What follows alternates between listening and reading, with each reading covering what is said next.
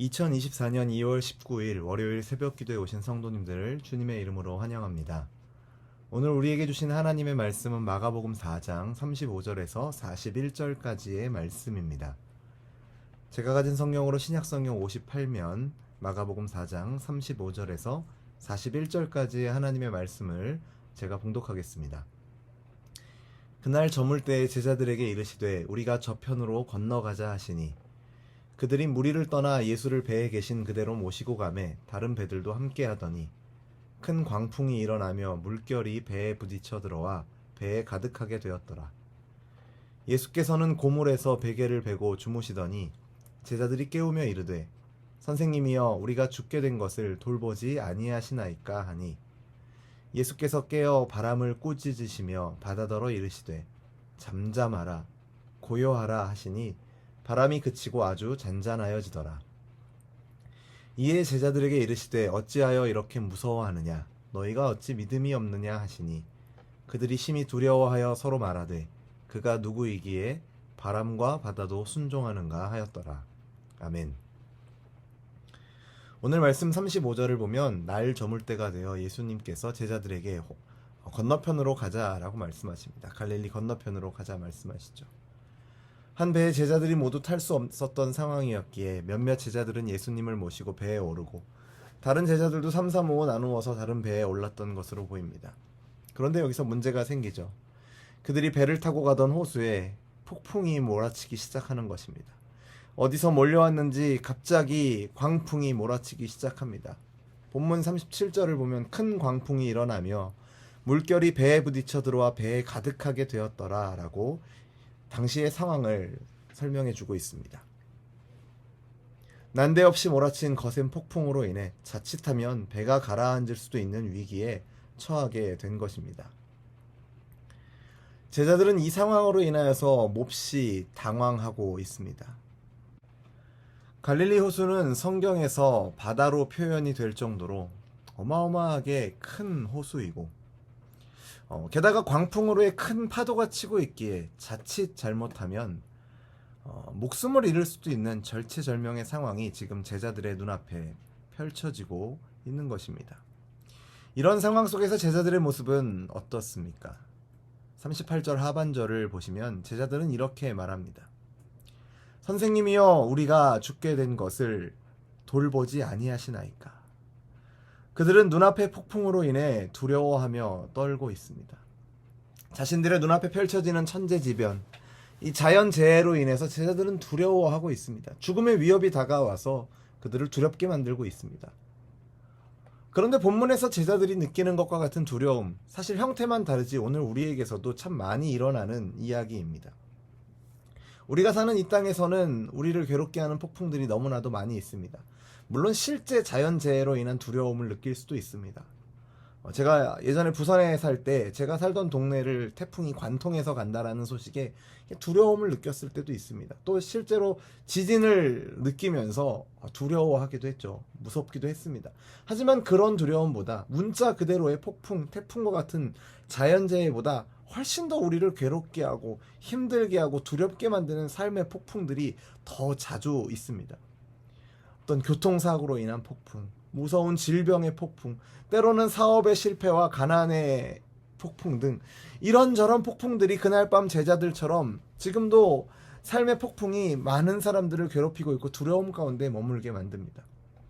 그런 일이 없기를 바라지만 혹 여러분에게 그런 일이 닥쳐온다 해도 너무 놀라지 마십시오. 사실 그것이 우리가 살고 있는 세상의 모습이기 때문입니다. 겉보기에는 잔잔한 호수 같아 보여도 언제든지 폭풍이 몰아칠 수 있는 것이 우리가 사는 세상입니다. 이 폭풍은 신앙이 좋은 사람에게도 예외는 아닙니다. 믿음이 좋은 사람에게도 폭풍이 몰아칩니다. 예수님 믿으면 만사형통하는 것이 아닌가 생각하시는 분 혹시 계십니까? 모든 일이 다 잘 될까요? 예수님은 여러분 고난과 역경을 피하게 해주시는 부적이 아닙니다. 이러한 삶의 폭풍은 크리스천이든지 넌 크리스천이든지 가리지 않습니다. 하나님께서 그 해를 악인과 선인에게 골고루 비추어 주시고 비를 의로운 자와 불의한 자에게 동일하게 내려주시는 것과 같은 원리로 삶의 문제, 삶의 폭풍도 역시 동일하게 찾아옵니다. 오늘 말씀을 보십시오. 예수님의 제자들에게도 폭풍이 찾아왔습니다. 그 당시에 예수님을 제일 그래도 잘 믿던 사람들이 누구겠습니까? 신앙생활 제일 열심히 했다고 하는 사람들이 누굴까요? 물론 성경을 보면 우리 부족한 모습들이 많아 보이긴 하지만 그래도 예수님의 제자들 아니겠습니까? 직접 데리고 다니시며 가르치시던 제자들입니다.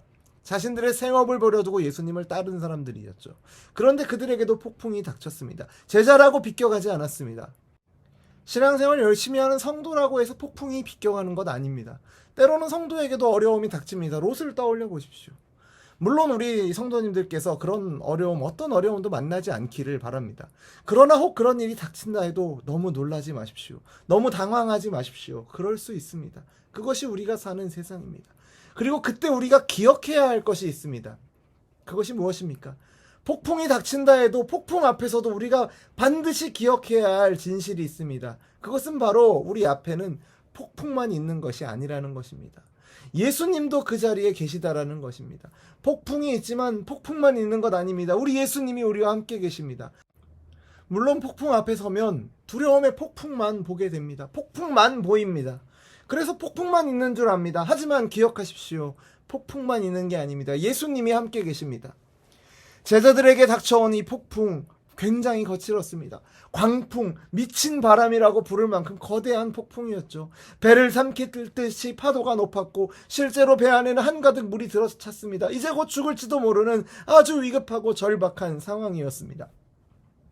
본문 속의 제자들은 그 상황에서 예수님을 깨우면서 도움을 구하려고 했습니다. 그런데 예수님 주무시고 계셨죠. 그동안 놀라운 기적과 따뜻한 사랑으로 모였던 무리들을 정성껏 돌봐주셨던 예수님이시고 게다가 당신께서 갈릴리로 건너가자고 이 갈릴리 바다를 건너가자고 하셔서 이렇게 된 것인데 정작 예수님은 이 상황을 방관하기라도 하시는 듯 주무시고 계시는 모습에 제자들은 어안이 벙벙했을 것입니다.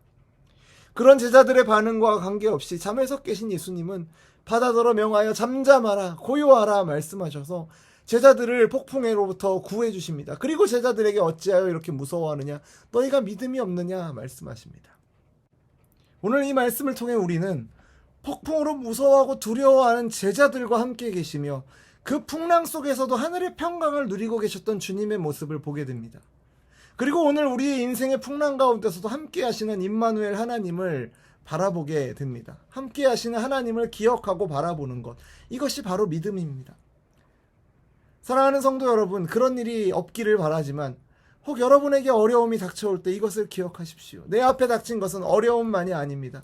폭풍 같은 어려움 앞에서 나는 결코 혼자가 아닙니다. 바로 우리 주님이 나와 함께 하시며 능력의 팔로 나를 붙드시고 도우심을 기억하십시오.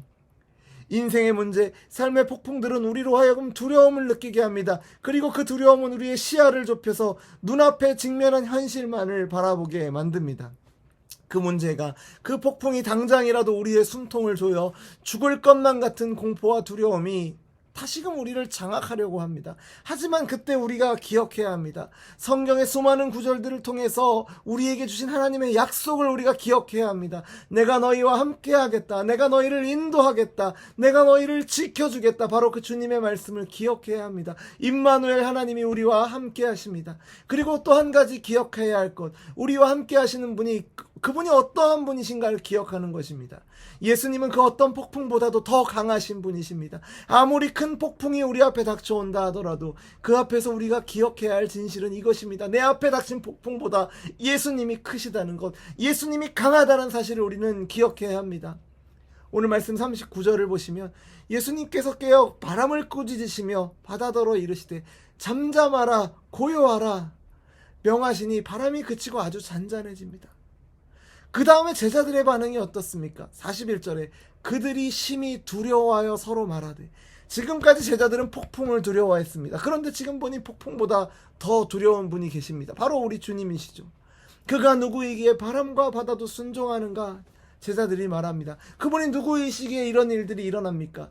예수님이 도대체 누구이시기에 폭풍조차 그 앞에 그 말씀에 순종하여 잠잠해지는 것입니까? 바로 그분은 창조주 하나님이시기 때문입니다. 사랑하는 성도 여러분, 지금 내가 아는 예수님의 능력이 전부가 아니라는 것을 기억하십시오. 내 생각보다 훨씬 더 크신 분이고 내 예상을 뛰어넘어 훨씬 강하신 분, 바로 그분이 우리 주님이십니다. 내 앞에 닥쳐있는 폭풍이 아무리 크다 해도 그 폭풍보다 우리 주님이 더 크심을 기억하십시오. 내 앞에 닥친 폭풍이 아무리 거세다 해도 능히 그 폭풍을 잠잠케 하실 수 있는 분이 바로 우리 주님이심을 기억하십시오. 이 주님을 기억하시고 이 주님을 믿고 의지하셔서 승리하시는 저와 여러분 되기를 주님의 이름으로 축원합니다. 기도하겠습니다. 하나님 아버지, 언제나 어디서나 우리와 함께 하시는 그 은혜를 인하여 감사를 드립니다. 우리의 삶 가운데서 어떤 문제와 환난을 만나게 되더라도 그 가운데서도 주님을 찾고 구하는 우리가 될 수 있도록 우리를 훈련시키시고 인도하여 주옵소서. 인생의 여정 가운데 여러 모습의 폭풍이 우리를 찾아와 큰 두려움이 우리에게 몰려온다 할지라도 그 두려움 자체를 생각하고 걱정하는 데서 머무르지 않고 오히려 이 일을 계기로 하여 하나님 앞에서 우리의 모습을 겸손히 되돌아보며 더욱 하나님을 구하고 찾는 우리가 될 수 있도록 인도하여 주옵소서. 늘 함께 하시고 지키시고 도우시는 은혜를 감사드리며 예수님의 이름으로 기도드립니다. 아멘. 우리 주 예수 그리스도의 은혜와 하나님 아버지의 사랑과 성령 하나님의 교통하심이 인생의 여정 가운데 만나게 되는 광풍 속에서도 우리와 함께 하시는 임마누엘 하나님, 문제보다 크신 하나님을 신뢰함으로 이 땅 가운데서 하늘의 평안 누리기를 소원하는 우리 열린비전교회 모든 성도들에게 우리의 삶의 걸음 가운데 이제로부터 영원토록 항상 함께 있을지어다. 아멘.